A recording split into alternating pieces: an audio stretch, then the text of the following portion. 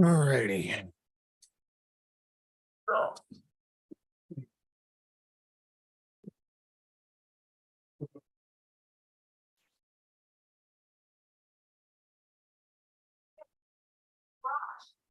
Alrighty.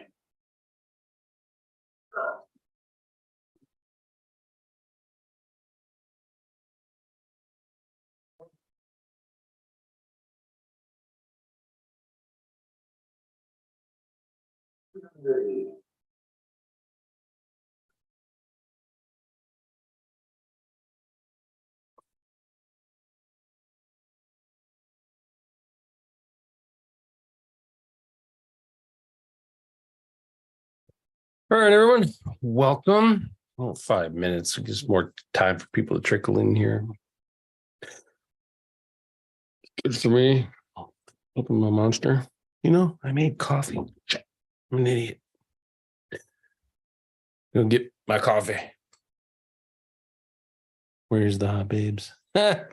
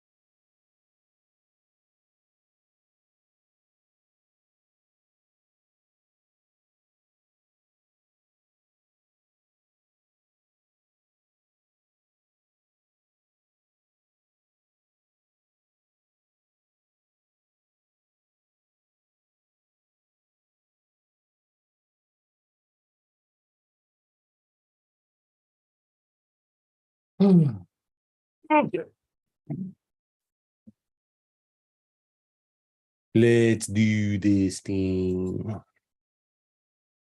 Welcome everyone to SEO this week. Is episode 39. I think it's 39. The 3rd of July. Everyone in the US that doesn't have a boss that doesn't suck, or that has a boss that doesn't suck. How's that sound? It's on a 4-day weekend for 4th of July.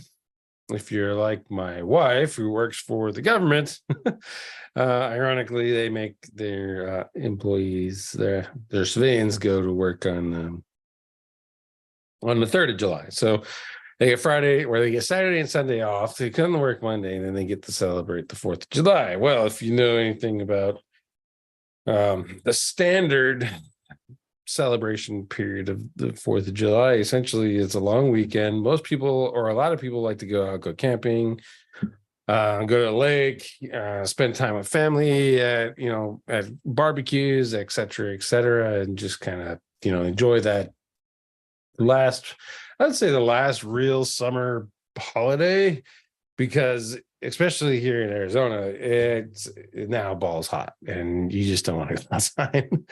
I mean, even I'm sure Skylar and the Samuels family, those guys are avid golfers.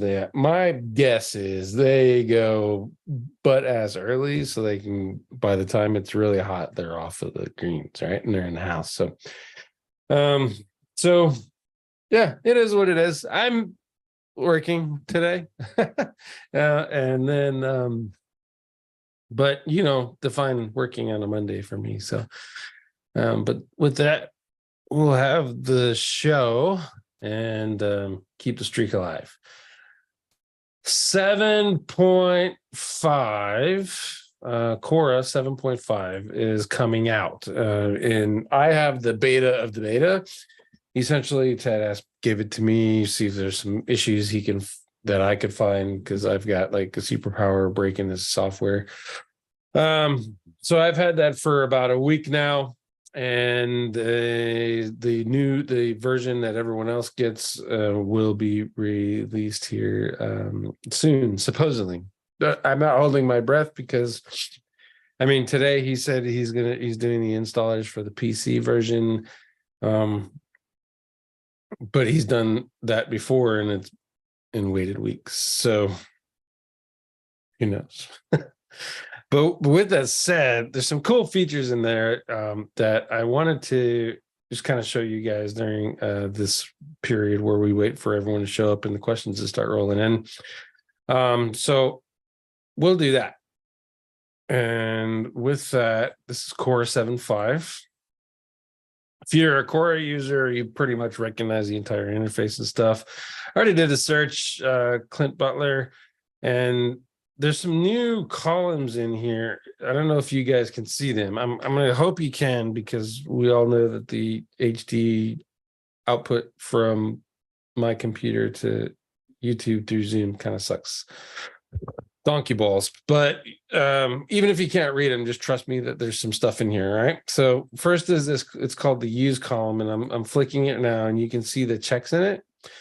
And what that column does is it essentially lets you, I don't want to say eliminate or add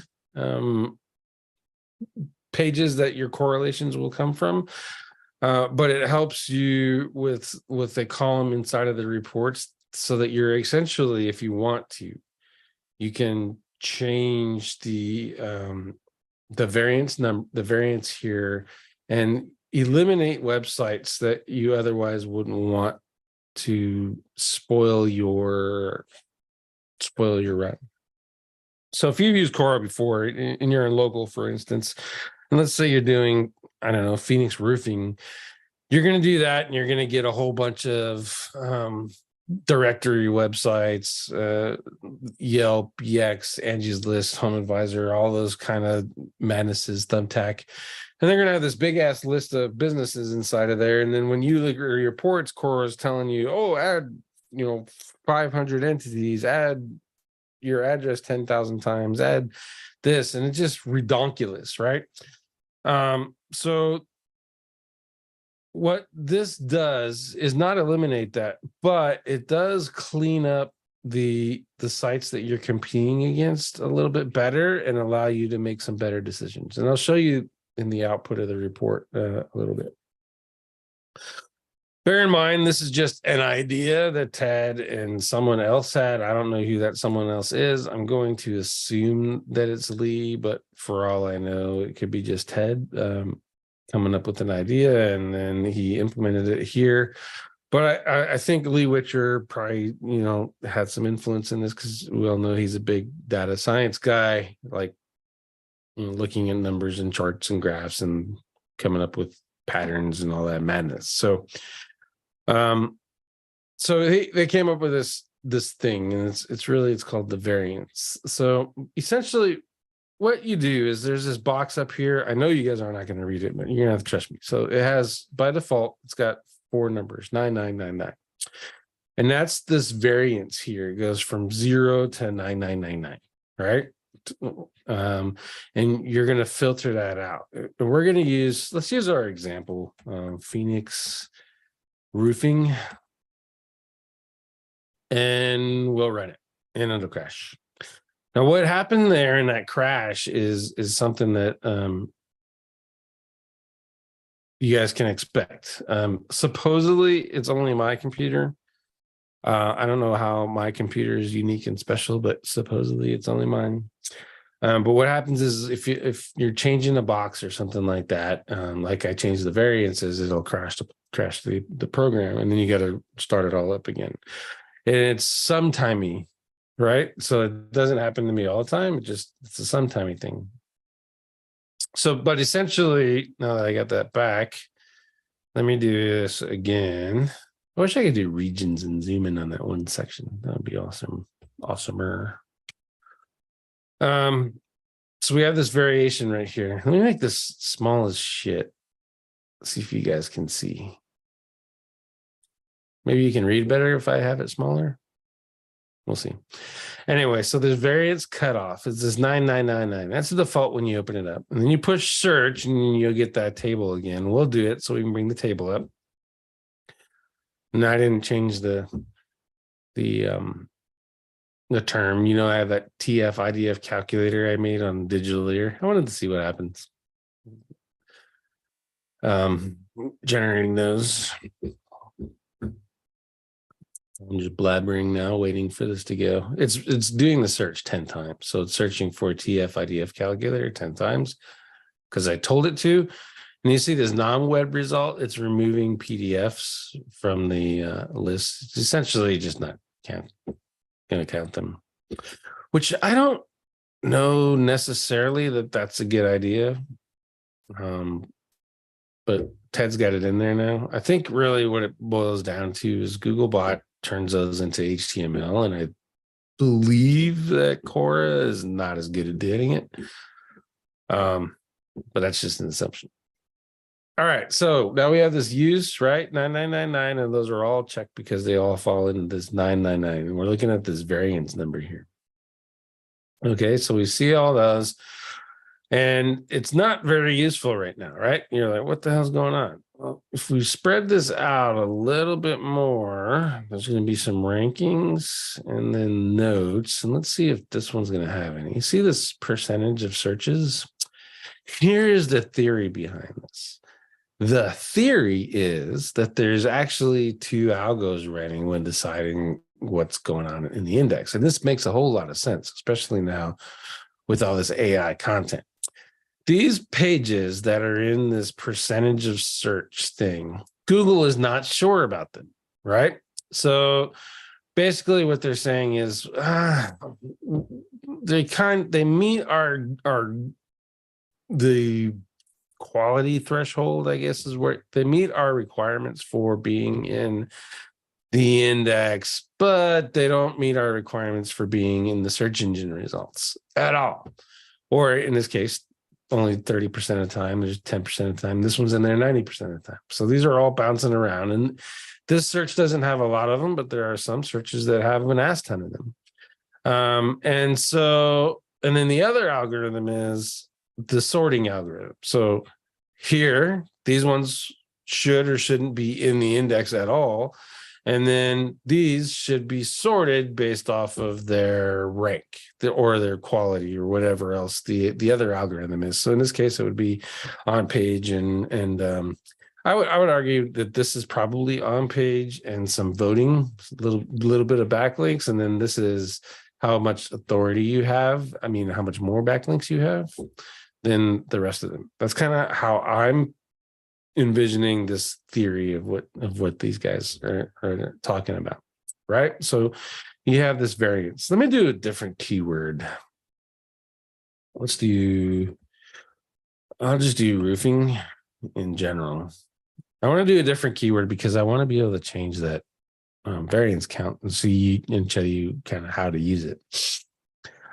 And while I'm doing that, I'm going to open up my Excel report for the last one I did. Just to get us ahead of the game here, because I want to show that to you guys as well.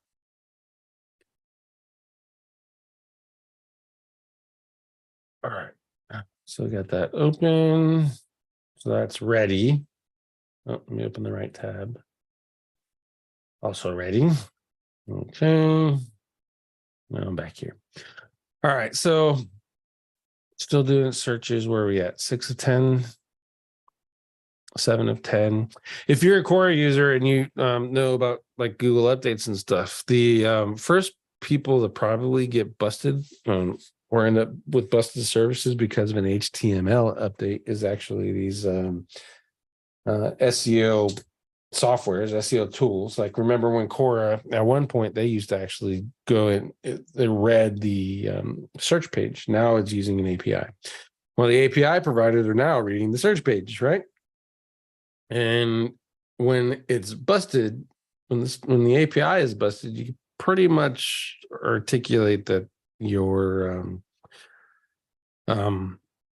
what's the word I'm looking for? There's an HTML update, and your rank trackers are probably going to be trashed too. So now you know what an HTML update happened to the search results that could affect your rank trackers, and then now you have your rank trackers telling your clients or you lies because of the inability to adapt as fast as Google changes. So That's good. I don't mind when that breaks every once in a while. All right, back to this variance thing. So you see 90% of the searches, 90% of the searches, 90% of the searches, these pages are okay. They're kind of qualified, but we're not 100% positive about them. So we're not going to show them in all of the search results. As you get lower, it's 30%, 40%, et cetera, et cetera. Okay. So we got that. Now we got our variance. If you look at, these are 100% in searches, and then we're looking at this number. Where's this variance number? It's 352. 195, 68, 64, 8 something, 5, 5, 7. And that's a lot of range there. So I want to pick the ones that'll come around. And I'm looking at these locals. So I know this is local. Holden Roofing, probably local. Hall End Roofing, probably local. Roofing Contractor, Iffy. WK local, bestroofing.net. I bet you is local, but who knows? It's kind of a hit or miss there. Wild Roof local, Everlast Roof, probably local. Tesla.com solar roof. That's interesting. That's showing there. Eagle Roofing, Hot Roof. So we're looking at that variance number, and I think there's not really a definitive cliff here, right? So 400 is showing 90% of searches, 700, 90% of searches. And then we have this 800 that's in all of the searches. But there is this crazy weirdo thing here, right? So what I'm going to do is say that my variance cutoff should probably be around, let's go 400. All right. And what that's going to do is put a check mark next to all of those that are 400. Now, the downside of this is I got to click search again. I'm going to change the standard deviation to 1.5 because I don't like maxed out. And you see it didn't crash there. Sometimes it does, sometimes it doesn't.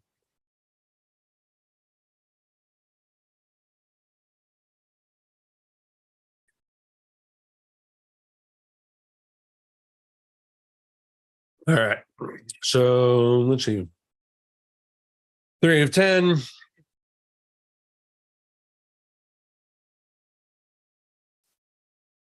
4 of 10.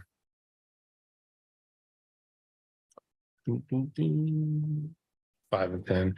I've asked Ted if I could just change that variance cutoff number, and it changes the selections of the use, but he hasn't figured that out yet. He probably should, because if every user sets it at just 10 searches, for example, he's going to go through his API spend pretty quick.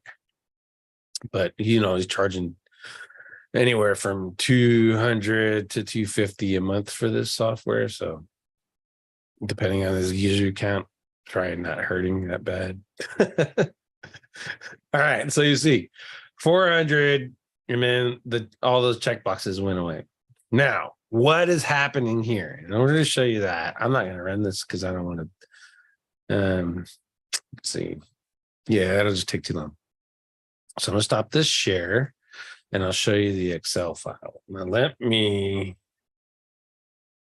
make this smaller a little bit, and then I'm going to zoom in. I'm doing this now because I know you guys won't be able to see it if I don't zoom in.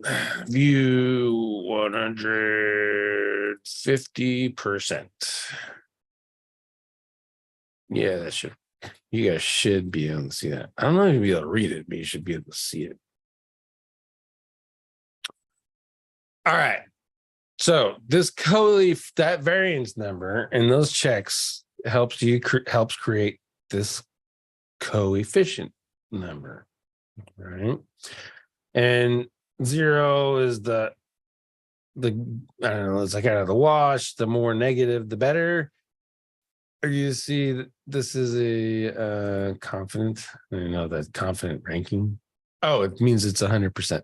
So ones, we're 100%. Okay, so how confident that ranking is. And then you have the rest of it. What is cool about this is I can find 0, right? So here's this line here is 0. So everything up is an opportunity. Now, what I decided to do, and my part of this whole let's take this test out is there's an idea from Lee Witcher and Ted about factor diversity. And you want to beat everyone in these factors. Like you see here, this is for my name, and the factor for my name is backlinks. You have to get backlinks really to rank, essentially, is what this report's telling me. But I want diversity of factors. I want to beat them out, them being the people that I'm competing against for my own name, right? So I'm going to do factor diversity, and I want to do everything above the zeros in my coefficient. And that's this line right here, line 52. So now I've turned this big ass report with all of this stuff that I'm, do this into something a little bit more realistic. And there's only, theoretically only 40 lines, but the number counts off because there's some hidden. Anyway, I want to do that a little bit more, and I'm going to go after these. And when I say these, is I'm going after these zeros, and I'm turning the colors for you so you can see. That's 0. Oh, that's a bad color. Let's turn it. That's ugly. Green. There you go. We'll go green. So I want to make these zeros green, these green ones, and these are the ones that I want to optimize for, because my page does not address them, and there's actually a lot of them, right? So there's a lot of factors here that my page isn't addressing, and I'm not checking to see what the factors are just yet. I just want to find the ones that are green. There we go. So I have these are green, and now I'm going to go down and look. So Dom Detailer, Facebook comments. So I got to get some Facebook comments to my page, which is interesting. According to Dom Detailer, I should have some Facebook comments. You see, no one else has Facebook comments, but these have it. So that's probably not going to do it, right? Next, frame backlinks. I'll have to read the documentation on that to see what frame backlinks is. But if my suspicions are correct, it's probably iframe. So I can do some iframe backlinks. Government backlinks. I mean, government backlinks kind of pain in the ass to get. So I think there's a couple tools with them. I can try that. Form backlinks and schema, embed URL. I can add that. That's easy. Number of social pages, the number of LinkedIn pages. I don't have those on my website, so I can add those to the footer. That's easy. Majestic IP IDs. Oh, no, it's not the one. Number of questions and H3 tags. I can increase that. That's easy. I can do that. Use a JSON interaction type. I can do that too. Essentially, that's just saying, read versus video versus blah. Microdata genre. I can add genre. I won't necessarily do it in microdata. And uses same as schema. Pretty sure that page uses same as schema. I don't know why that's not picking it up. That might be a bug. All right. So those are the things that I can do, and those are my zeros. And that's essentially how I'm going to be using this coefficient thing. So these are the ones that Google positive should be in there, right? This sure, unsure factor. So unsure, sure. These are all pretty good. And they're all zeros, so I'm happy. Okay. And then the coefficient for the ranking factor is 0 and up. And then I can now pick which ones I'm going to do first versus coming over here and adding 1,200 entities. I'm not adding 1,200 entities to my page, right? But I can go over here and add and do this stuff pretty easy and see where the page lands after that. Okay, got it. So that's the coalition factor. Again, all that stuff's theory.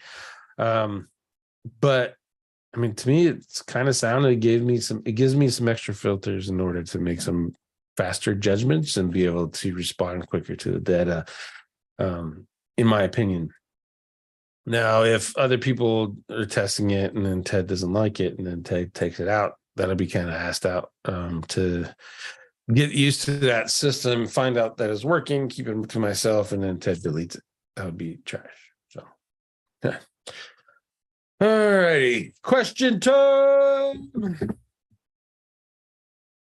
Oh, update on Brock Miser's course. About halfway through it now.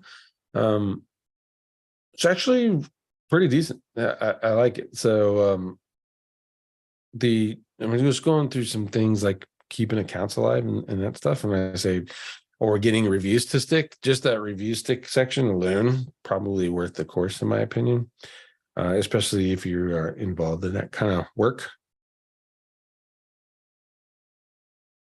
There's definitely some things that he proved without a shadow of a doubt. If you do X and Y, you'll meet this quality threshold, and then you'll get your reviews. Your reviews will stick more. And if you have accounts, then you do reviews for, like, say, business owners, and you're reviewing the business owner and putting that on his business review, and you're like, why is my account not sticking? And you're going through your accounts and accounts and accounts. There's a couple settings in your accounts that you just turned on, and then they all started sticking. So, I mean, definitely worth it. Okay. Nairobi SEO, nice haircut. Thank you, sir. Remember, I was letting it grow out, and then it started touching my ears.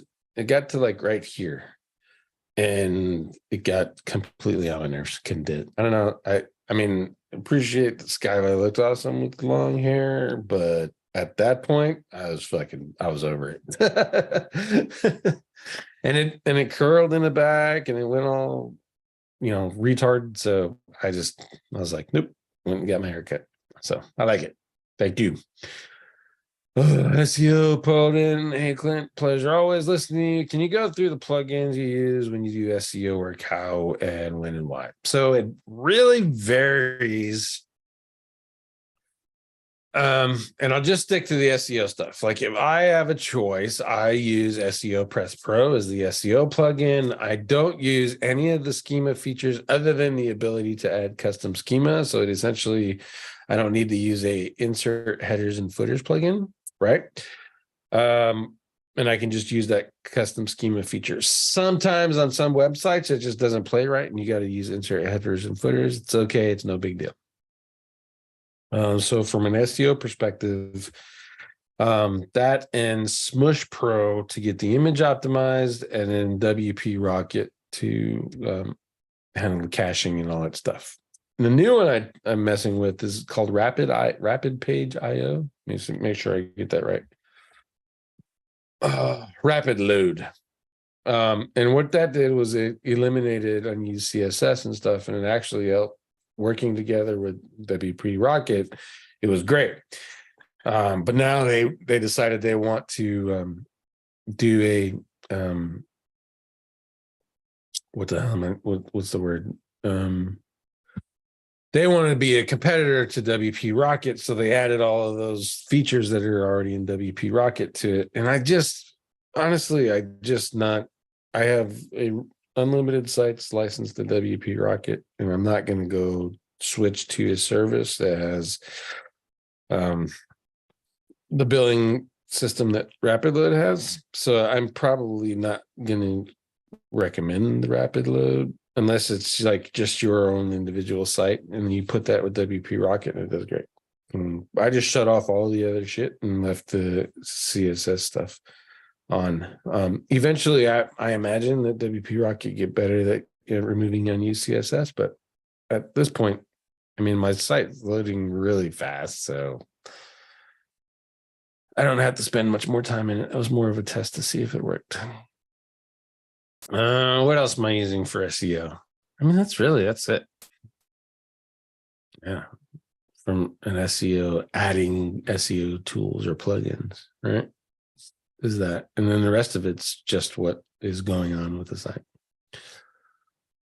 Alex, is it a good idea to get listed in Wikidata? If so, how can I do it? So Kyle Roof says it's a good idea. I think like if you're in Wikidata, Wikidata, you have a higher chance of getting a listing in Wikipedia stock, which helps increase the establishment of your entity for you as Alex Nichols, the great one, or Alex Nichols, the SEO, Alex Nichols, the porn star, or whatever, right?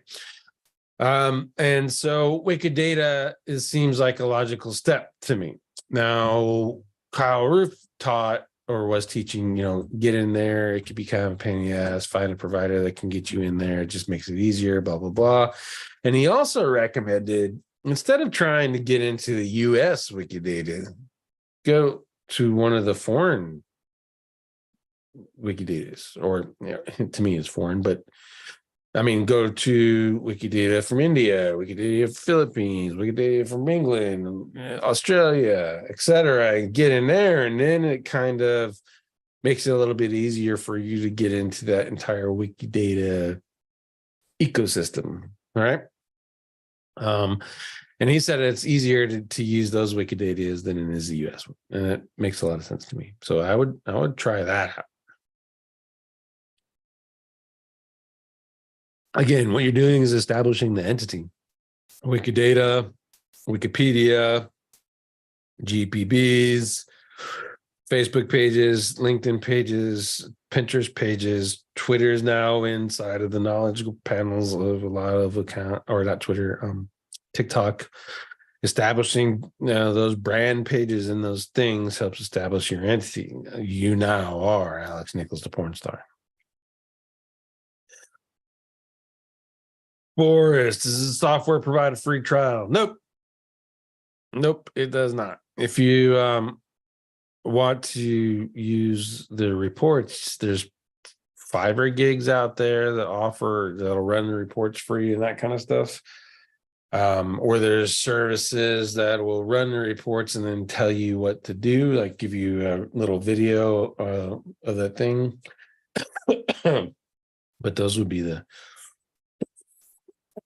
your trials.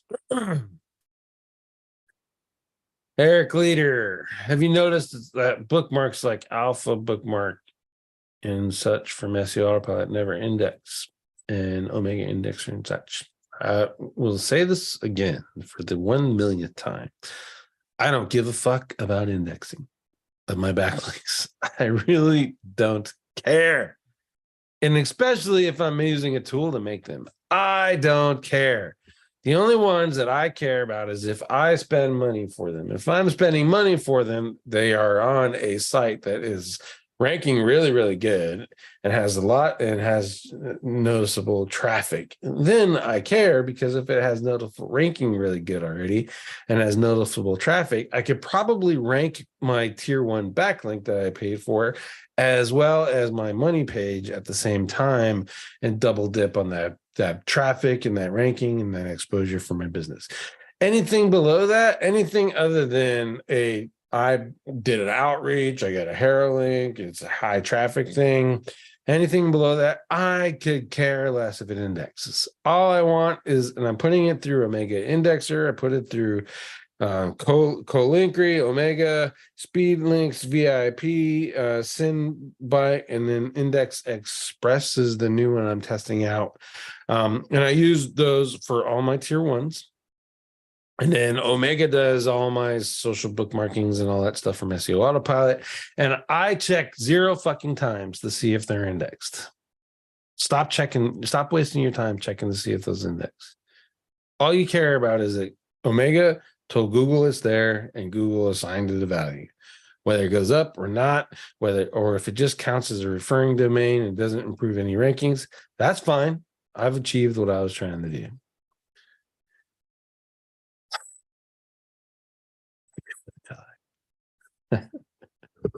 All right.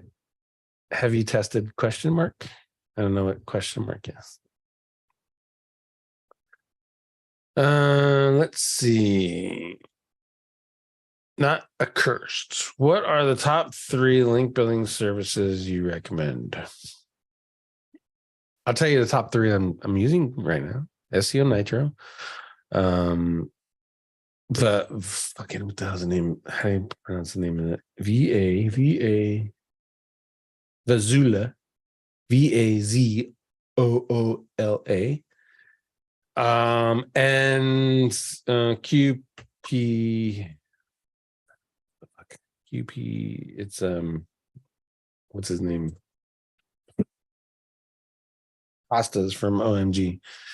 And both Vazula and that's other service, Costa's tool, are both like they've done outreach to a whole bunch of websites and they built this database, and these sites take money for sponsored posts and stuff.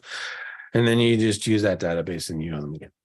That's how those work. Those are the top three I'm using right now. Are they the top three link building services ever? Fuck, I don't know. We'll see. But it's been my experience that services come and go, and you have to, transition to that. Clint, have you gone through yours? Is topical maps unlocked? Not yet. I have it. I've shown that I've had it, but I just haven't. I'm doing kind of an order of given, and Eric or Brock gave me his first, and then Yo-Yao's, and then Derek Pierce gave me a A1 SEO. At the same time, the Ranking Factory guys gave me access to their new G Sites creator. We'll see how that works out. I already found some flaws with that, and they passed that on to their developer. We'll see if that works. Gets fixed. Skylar, have you noticed any big differences in results from SEO Autopilot, SEO AP, and Neo? Not really, because they're essentially both the same softwares with just some new features and the new UI. So in regards to the results, no, it's pretty much the same.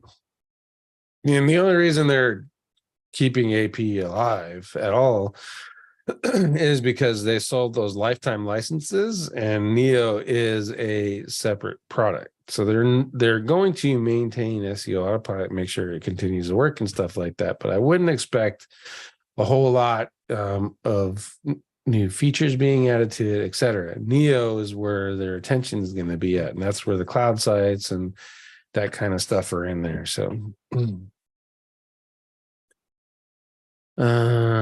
how's everyone spending on GA4 implementation going?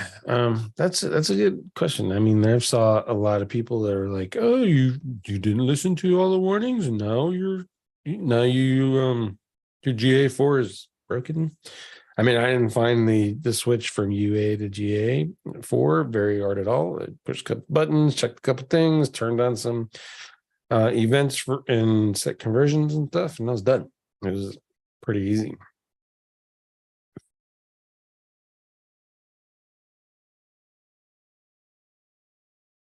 But hustlers be hustling, and they'll get some money out of people that, probably I would argue those people that had a little bit more advanced setups than UA. A lot of that stuff didn't transition over to GA4. So those guys and gals might have a little bit of issue with that, but at the end of the day, I mean, I didn't have any issues. Anyone have issues switching the GA4? Other than being forced to do it? Really, it was all I did was they looked at all the data studio reports everyone was making and then made a new thing called GA4, in my opinion.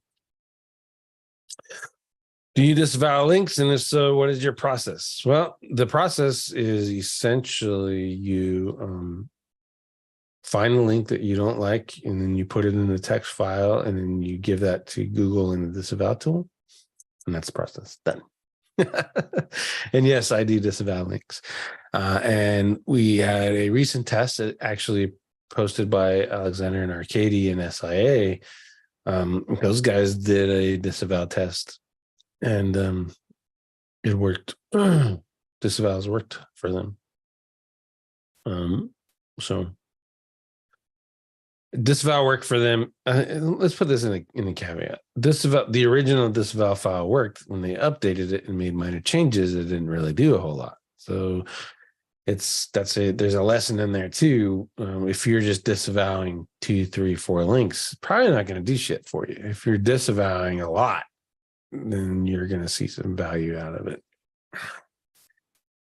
Are you finding that you can answer the same questions as well in GA4, like page attribution to phone call? Let's say how many calls did this month? The hard part there, Dan, is that we're using call tracking metrics right now, and then we actually have a call center. So essentially, the call tracking metrics connection is kind of how we're doing the attribution of the phone calls. And we're kind of just leaving it at SEO, maps, ads, kind of. That's how granular we get. In regards to this page got me 500 phone calls. This one got me 2. We're not tracking it down at that level. Is there value in doing that? Yeah, for sure. But at our scale, especially in the franchise work, there's not fucking the way that anyone would actually look at that. We just don't have time at the volume to look at that. It would be cool.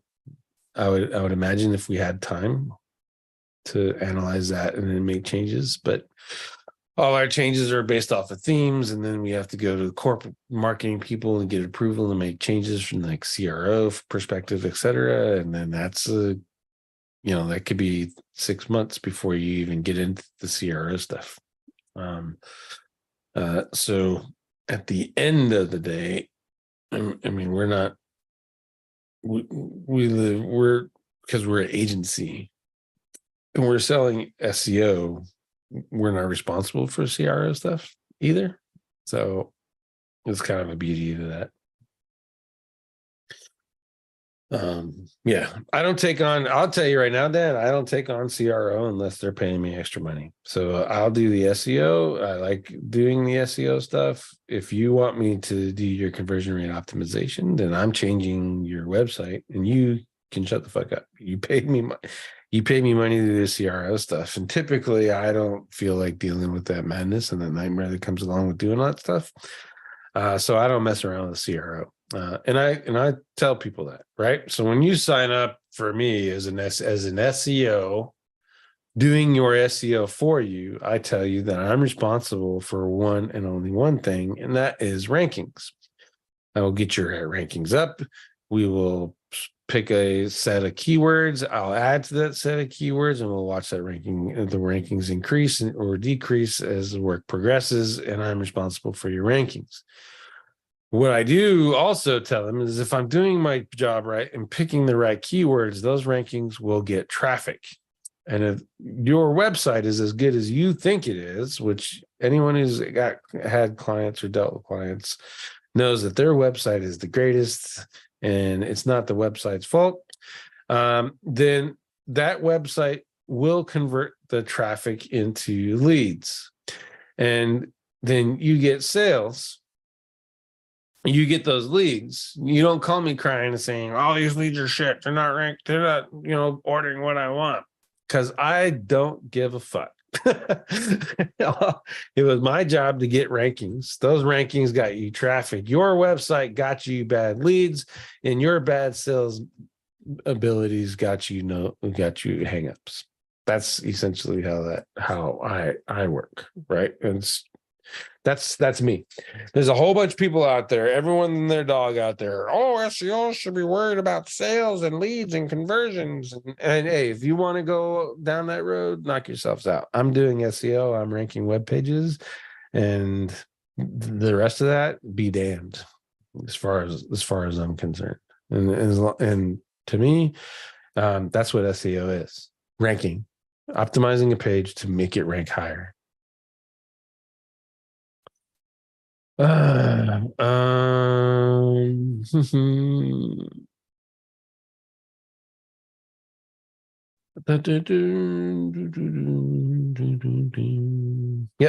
Dan, I get it. That's the perspective.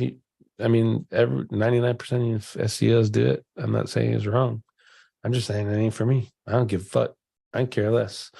I am getting paid to rank web pages. That's what I'm doing. That's my business. That's digital ear.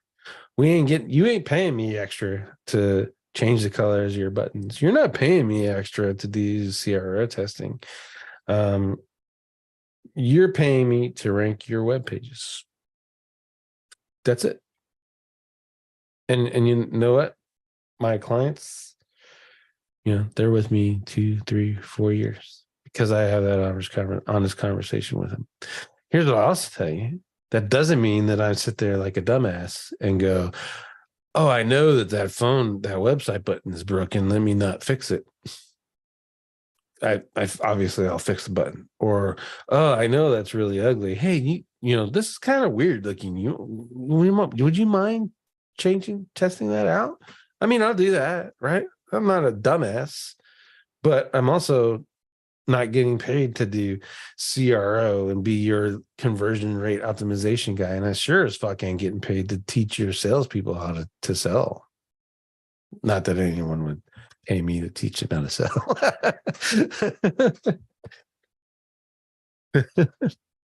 I'm swearing a lot. You guys got me swearing today. Jeez.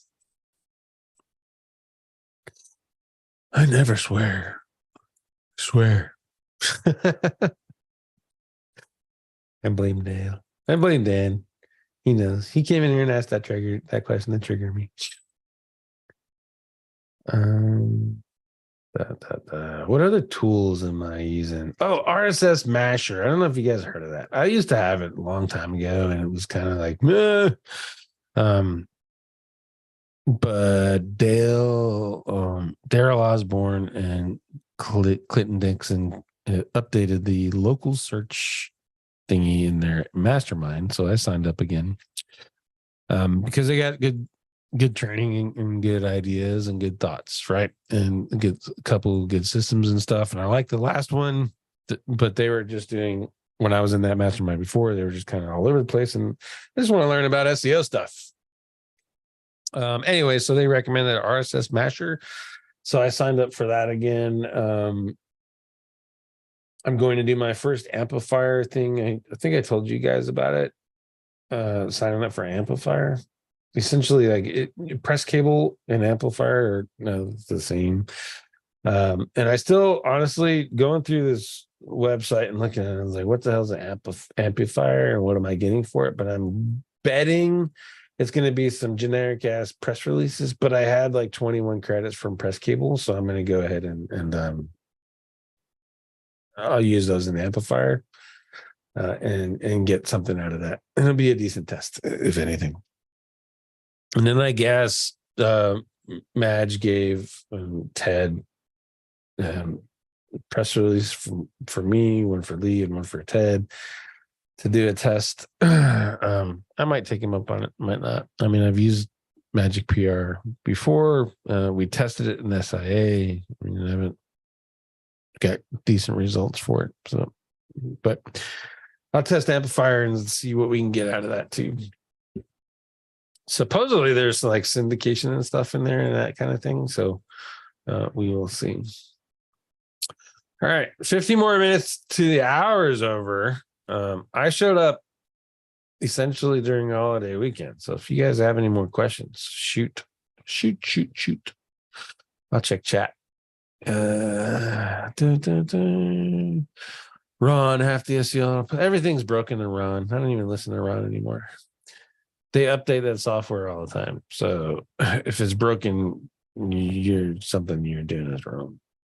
And it's not half because we use those in our systems. So there are broken ones for sure, but it's not half. I can tell you that. Glenn, DC, I'm planning on running my affiliate program through my personal site. Since I'm the multi-platinum artist who sings, I have Unravel Authority. My plan is to use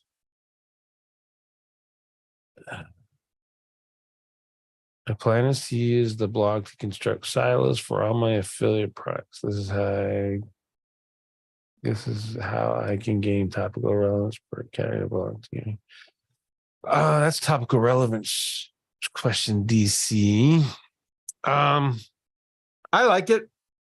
So I'm doing a course for SIA. You're in SIA DC. So And one of the things that I just recorded, and I've got to figure out where to upload them, and then they'll be in the Learn Dash here soon. But one of the things I just recorded is a system on tags, and how to use tags with your content that you're doing. In your case, you want to gain that topical relevance in your silos around your associated products. You can use tags with that system as well, and essentially increase your topical relevance even more doing that. So yeah, I think honestly, if you're siloing out your website, and when people talk silos, there's different definitions, but when I say siloing is putting the same topic and interlinking all of those pages in that one topic. So you do SEO content, web design content, PPC management content. And those are those individual silos. So setting that structure up in your website is always a good thing, in my opinion. And if you're narrowing it down to just that, dcglenn.com and just these little, these are my 4 products and I have affiliate programs and here's all the related information underneath those things. I mean, that's hands down an easy win. So I would do it.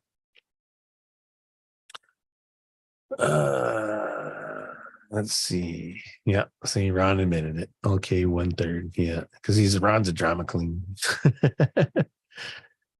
I'm using WordLift.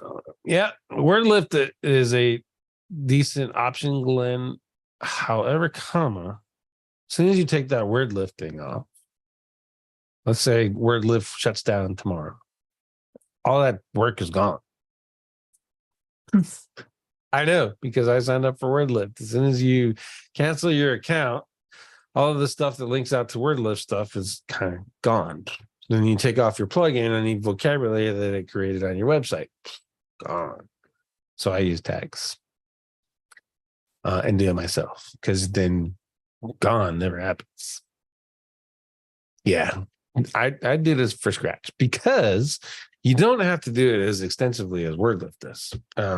When you're doing that tags thing, right? You're in a market. Let's say Jordan Pierce, for example, he does cybersecurity stuff. So in the cybersecurity space, there is a set glossary, these most commonly used terms that Jordan, his team, his customers, they're all engaged with this glossary. That's your tags, right? So you create your glossary based off of those tags. These are essentially, from an SEO perspective, the broad match terms of cybersecurity entities. It could be entities too, Glenn. So you mix that up. So essentially, what happens is you will look at. Let's go to the SEO glossary. I guess we can do a Jordan. We can do cybersecurity glossary. You have red team, right, and blue team. Good and bad, red and blue. So when you're defining red team in cybersecurity, red team is an entity in cybersecurity. Blue team is an entity in cybersecurity. There are also some things that need to be defined in this glossary, and that's what the tag system does. WordLift is doing the exact same thing, but oftentimes they're either answering that or creating that entity thing in that vocabulary in your own website, or they link out to the vocabulary that they have at WordLift. In this case, the way I'm doing it is I have my vocabulary in my tags, the definition of that term inside of the tag page, and then all the associated pages will be underneath it, loaded underneath it, right? And so it makes it, in my opinion, I think where WordLift got it right was creating those vocabularies, where I think this way is going to do it better because, one, it ain't going anywhere. I'm not relying on another service to do it. I own it. And 2, I can be very, very strategic about what I'm doing with it. Jose. Hold on. There's one more. Jared. I wonder if you're taking a look at family members GMB. It's suspended for 23 days now. We appealed 4 times. Well, we'll do that during the SIA part, where we're off of YouTube. I'll see if I can offer you some recommendations, though, Jared. But I'm not a maps expert. DC, I'm a certified Wikidata editor. I can create my own entities and blast links to them and make them valid. See, nice. Certified Wikidata editor. I didn't even know there was such a thing. I want a Wikidata page, DC. You need to put me in Wikidata. Go to my website, find my page, and then put me in Wikidata. Hold you hostage. I'll help you.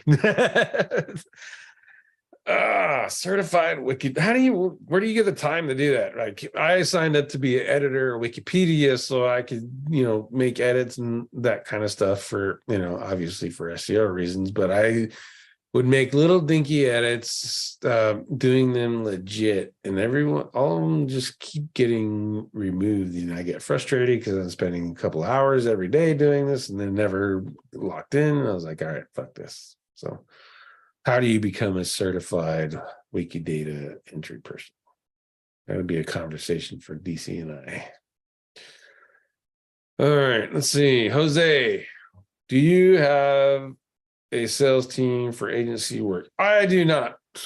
For Digital Leader, I do not. I am the sales team you're looking at, because I keep right now I'm keeping my my workload actually down on Digital Leader on purpose, because I just don't want to do more work. It's not entirely true, but I'm liking how my workflow balance is right now. So I'm not taking on any more work, because if I do take more work, and I gotta bring on a new project manager, and then if I bring on a new project, and then in line with that is the SOPs for the staff, and I gotta hire more staff. And right now I got one project manager and 1, 2, 3 people, VAs working for me. So I got a team of 4, and it's totally enough for management perspective. For me, and that's just for Digital Leader. For Franchise Rocket, that's the whole business, that side of it, and really all I'm doing is the SEO, the strategic. How do I get these websites to rank so that the brand's successful, and if the brand's successful, that triggers down to the Z's, right? So that's kind of where that thing is, and then I have my SEO consulting stuff. So, and I take them on forever, but really that's SEO consulting is one-on-one. That's me. So I don't need a sales team for that. Is SEO Nitro public or SIP? It's public, Jordan. You can go to SEOnitro.com and sign up. There's actually a new system currently being deployed. There's still some bugs to it, but you get it. New systems have bugs. They're hammering them out one by one, as fast as I'm assuming that they can. But I like Nitro. It makes it easy.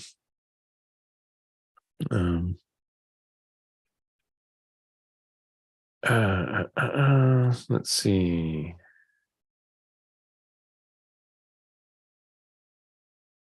All right. I think that's it, guys.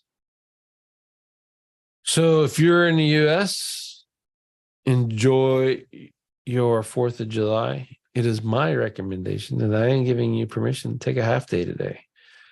Go to the store, get some stuff at the barbecue, and hang out tomorrow night on the porch, watch the fireworks. Unless you have dogs that are big ass pussies, like I got a 120-pound Malin while it's fireworks, and he's up in the pillows of the bed and shit. So, or get him some doggy dope, and then enjoy yourselves, and have a good holiday. And I hope you all have a great 4th of July. And thanks for showing up today. Appreciate you.